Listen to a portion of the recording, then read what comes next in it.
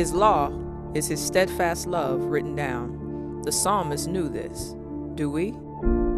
We do, sometimes. Sometime soon, we will know it forever.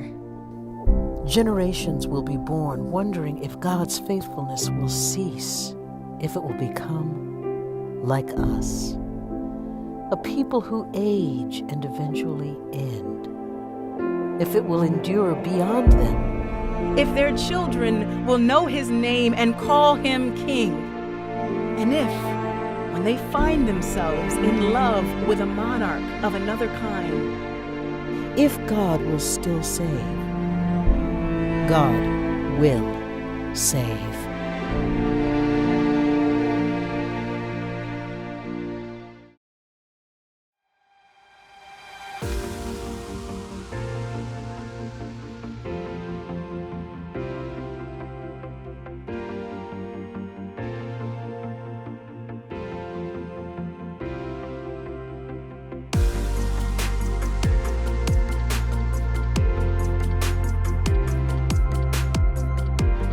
My heritage, my heritage. What I want to tell you today is this: God's stories are my heritage. The author Jasmine Holmes states, we can mean a couple of things by the word heritage. For instance, she mentions that she's a Black American woman and that her heritage is a rich legacy of painful suffering and glorious overcoming. I can relate to Jasmine's statement, but I would take it another step forward or backwards into history, that my heritage started before the shores of American soil, before times of slavery. I am a part of a heritage of people from the continent of Africa, where there was a vibrancy and fluency of religious freedom and more. Hi, my name is Tiffany, and I'm on staff at Sycamore Creek Church, the South Lansing campus, as the worship producer. In December, it will be 1 year of me being here at Sycamore Creek Church, and that is super exciting to me. One thing that I like about being here is seeing and experiencing you guys' due diligence in learning and unlearning constructs in order to love all of God's people better. That's pretty cool. And I also like being able to work once again in a ministry setting. But back to my heritage.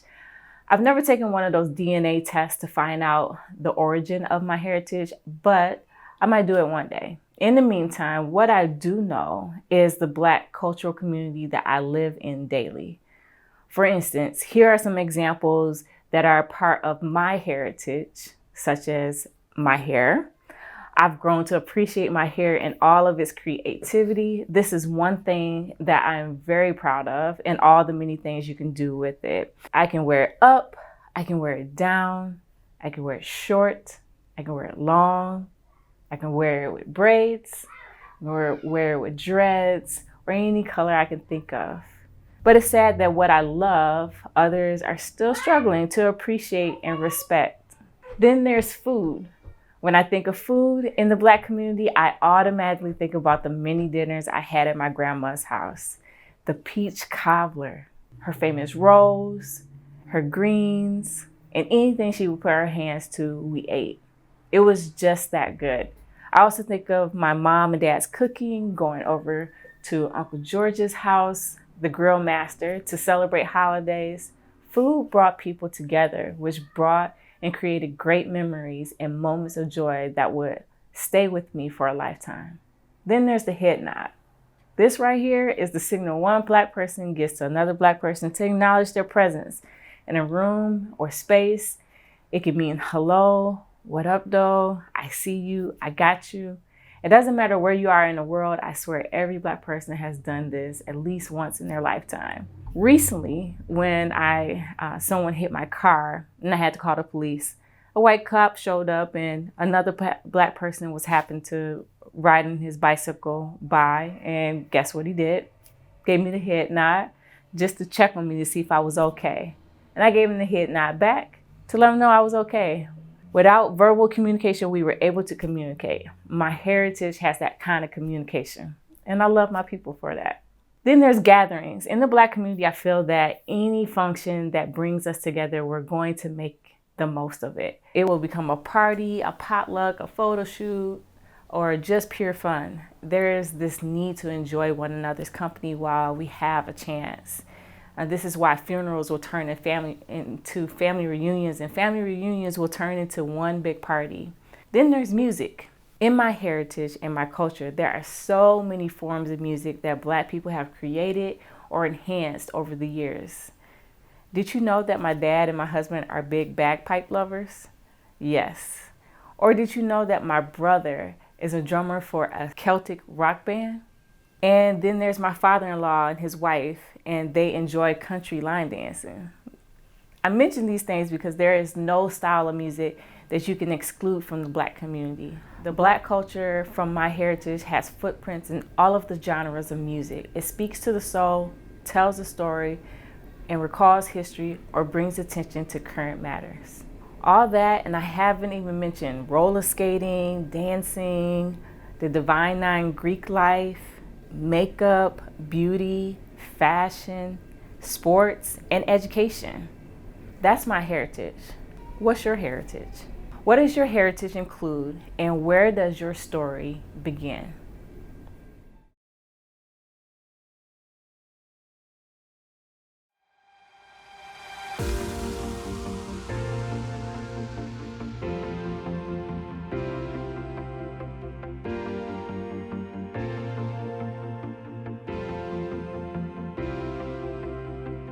We're starting a series today called My Heritage, based on the book His Testimonies, My Heritage, Women of Color on Psalms 119.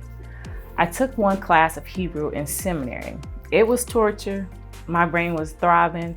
I don't know how Pastor Tom took it for 3 years, but I did learn enough to understand that Psalms 119 is an acrostic poem with the Hebrew alphabet. That also means it's the longest psalm in the Bible with 176 verses. So guess what? We're going to go verse by verse. Psych. We're going to go through just 3 parts of Psalms 119. Today we're looking at Psalms 119 verses 111. We're going to read it from the Message version of the Bible, which is like the layman's terms, or the version that gets straight to the point and paraphrases the Bible in a common everyday language. The kind of language that doesn't hurt your head. And it says, I inherited your book of living. It's mine forever. What a gift. How happy it makes me. An inheritance or a heritage, more often than not, when we think of heritage, what do we all immediately do?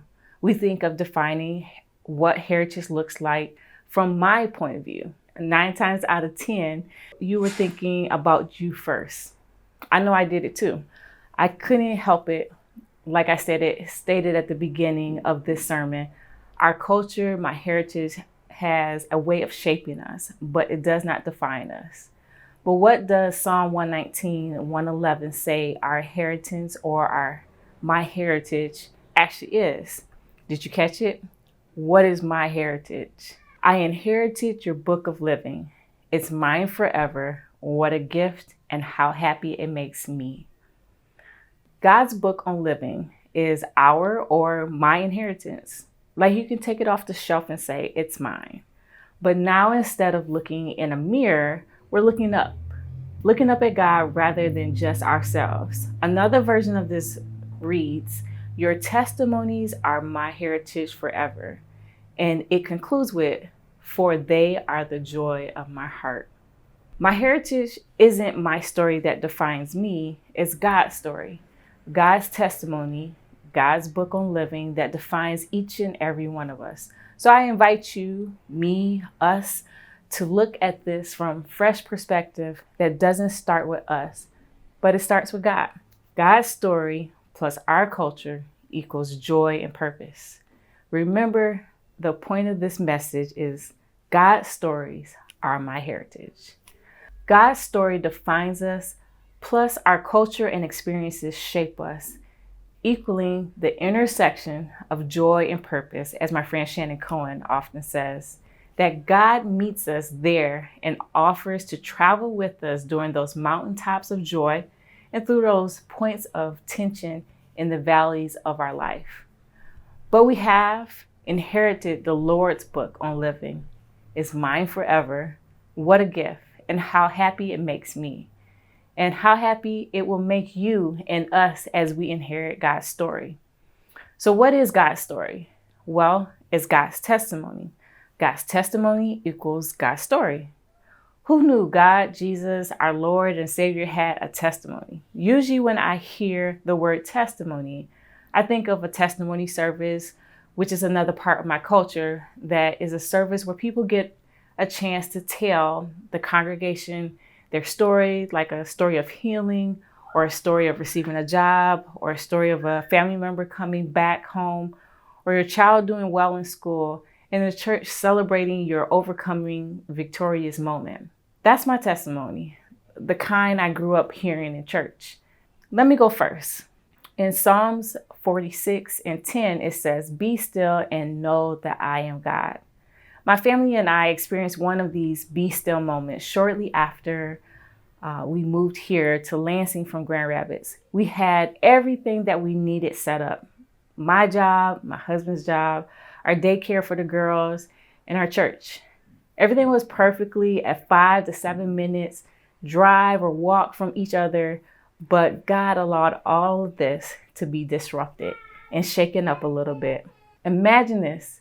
David lost his job a couple of weeks before our youngest daughter was born.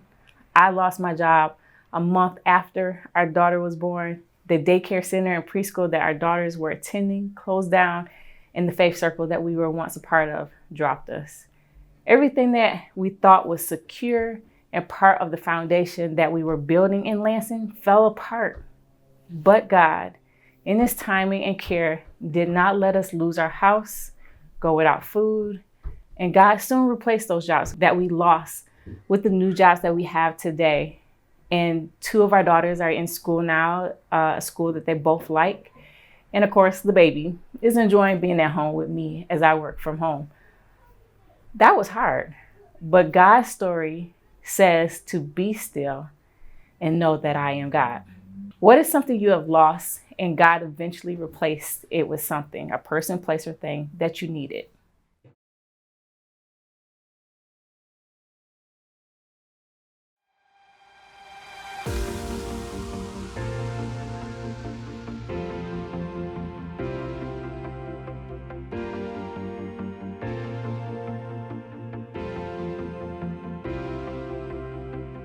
We've been talking about your testimony, but here in Psalms 119, 111, it's not your testimony. It's God's testimony, God's story. Where do you find God's testimony or story in Psalms 119? You can actually find it in all 176 verses of Psalm 119. 176 testimonies of God's love story to us. Here's a challenge for you. Over the next 3 weeks, read with me Psalms 119 and take note. In what verse or verses do you see clearly your inheritance as God's testimony unfolds? And God's story is much more than just Psalms 119. It's all the stories collected in the Bible. Here's some of my favorite stories in the Bible that are part of my heritage. Take the story of Deborah. She was a judge, which this type of judge was very different role back then than it is now. She not only gave direction, but she gave orders and led a large group of men into battle. She was respected and looked up to for that. And she was a woman in a time when that wasn't the norm. There aren't many stories in the Bible, in the early Bible, where women were in a position of power over men. For me, the takeaway, the inheritance from this story was that I can be a leader as a woman. That's my heritage. God's stories are my heritage. Or let's look at the story of Jonah. He's an individual who had an assignment from God to deliver a message to a group of people he wasn't too fond of. He didn't want to deliver the message, but God had another plan. Jonah ran away. God captured him with a big fish. Now he's in a dark place because he's running away from his mission. For me, the takeaway, the inheritance, is that I've also recently been in a dark place. I let my fears take me from the mission of God, so God captured me to take me to the right place and release me to do what God has called me to, even if I'm not always comfortable with it. So now I'm leaning into my mission and facing my fears, or as I like to say, jumping into what scares me. I'm doing that right now, preaching. I'm jumping scared with every word I'm saying, literally. God's stories are my heritage. Now let's look at the story of Job. Job was a family man with a wife and children and lots of land, known to be an honorable man who followed God. Satan enters into the picture and wants to test Job and one of God's dependable followers. And God allows this test to go forward. Job goes through a season of loss. His entire family, almost everything he owns, except for his own life. Because of this, his faithfulness through this very, very low valley moment. And at the end, God gives him a whole new family. For me, the takeaway, the inheritance, is that God is with you during a season of loss. And also there will be a season of restoration where you don't necessarily get back what you lost, but what you need. God's stories are my heritage. Here's one more story from the Old Testament, the story of Jacob, who also becomes Israel, on the run from his father-in-law in the desert and about to meet his brother Esau, who he cheated from his inheritance. He has a wrestling match with a stranger or an angel who turns out to be God. In fact, some early Christian leaders interpreted this as a wrestling match with Jesus. God hits Jacob below the belt and wounds him before blessing him. The takeaway, the inheritance for me is wrestling with things I want to quit, like being an entrepreneur. Some days I'm super excited about my business. Other days I want to quit. Or like ministry, sometimes I want to quit my call. Or some days being a mom or a wife. In these moments, I'd like to quit, but God wrestles with me. And sometimes I get wounded in the wrestling to keep going. God's stories are my heritage. What stories in the Bible inspire you that are part of your inheritance?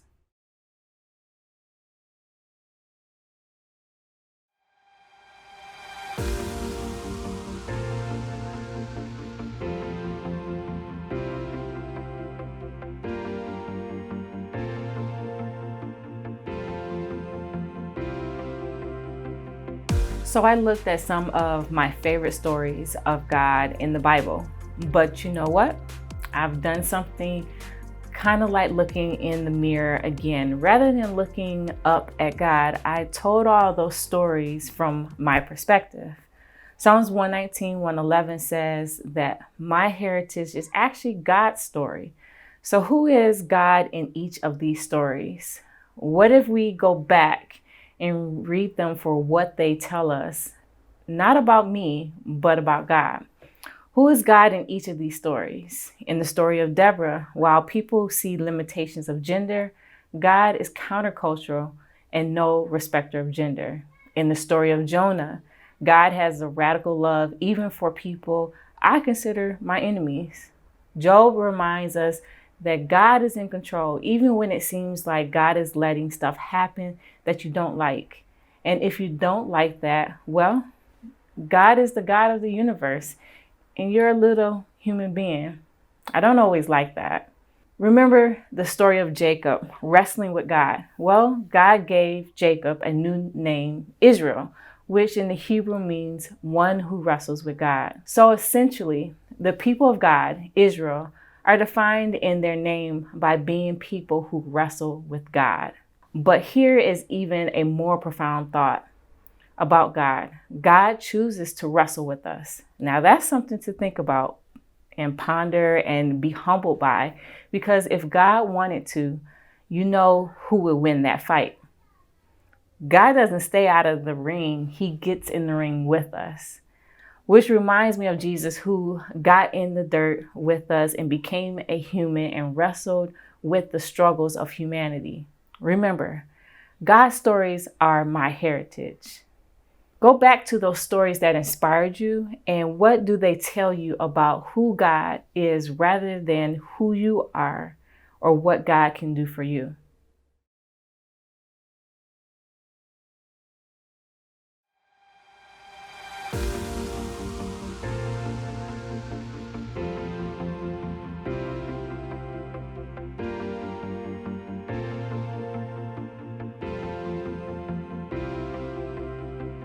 Let's remember where we've been.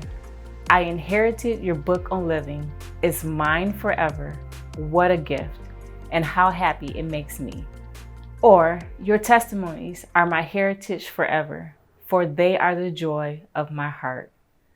God's stories are my heritage. Or, God's stories are our heritage. And here's what I'd like us to do with that. I'd like us to read the Bible looking for who it tells us that God is. And I'd like us to know that it's okay to wrestle with this God that we find in the Bible. That's part of our inheritance, our heritage. It's who God's people are, to know who God is and wrestle with God, and to be blessed by the wrestling. All 176 verses of Psalms 119 are an ode to this basic idea that God's stories, God's book of living, is a gift to you. In it, you will find the joy of your heart. You will find God.